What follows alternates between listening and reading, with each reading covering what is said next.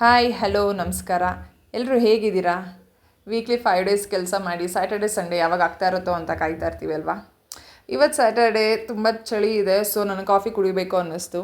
ಅದಕ್ಕೋಸ್ಕರ continental extra instant south blend coffee ಪೌಡರ್ನ ತರಿಸಿದ್ದೀನಿ.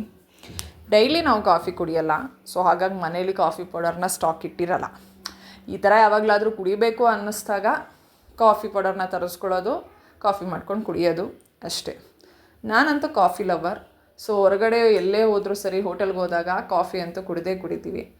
ಇಲ್ಲ ಮನೇಲಿ ಈ ಥರ ವೀಕ್ಲಿ ಒನ್ಸ್ ಆರ್ ಆಫೀಸ್ಗೆ ಹೋದಾಗ ಆಫೀಸಲ್ಲೂ ಫ್ರೆಂಡ್ಸ್ ಜೊತೆ ಕೊಲೀಗ್ಸ್ ಜೊತೆ ಟೀ ಟೈಮಲ್ಲಿ ಆರ್ ಬ್ರೇಕ್ ಟೈಮಲ್ಲಿ ಕಾಫಿನ ಕುಡಿತೀನಿ.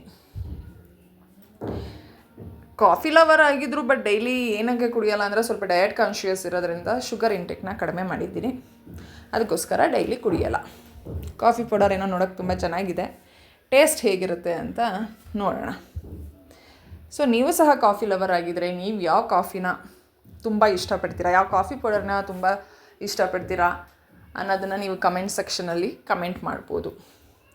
ಸೊ ನನಗೆ ಸ್ವಲ್ಪ ಕಾಫಿ ಅಂದರೆ ಸ್ವಲ್ಪ ಸ್ಟ್ರಾಂಗ್ ಆಗಿರಬೇಕು.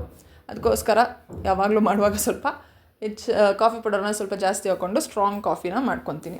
ಬರೀ ಕಾಫಿ ಒಂದಿದ್ರೆ ಹೇಗೆ, ಅದ್ರ ಜೊತೆ ಮಿಕ್ಸ್ಚರ್ ಇದ್ದರೆ ತುಂಬ ಚೆನ್ನಾಗಿರುತ್ತಲ್ವ. ಈಗ ಅವರೆಕಾಳು ಸೀಸನ್ನು, ಎಲ್ಲರ ಮನೇಲೂ ಹಿತ್ಕಿದ ಅವರೆಕಾಳು ಮಿಕ್ಸ್ಚರು ಓಡ್ತಾ ಇರುತ್ತೆ. ಸೊ ನಮ್ಮಮ್ಮನೂ ಮಾಡಿದ್ದಾರೆ. ನಾನೇ ಹೇಳಿದ್ದು ಮಾಡಿಕೊಟ್ಟು ಕಳಿಸು ಅಂತ. ಸೊ ಮಾಡಿ ಕೊಟ್ಟು ಕಳಿಸಿದ್ದಾರೆ. ಈಗ ಕಾಫಿ ಜೊತೆ ಒಳ್ಳೆ ಸೈಡ್ ಆಗಿದೆ.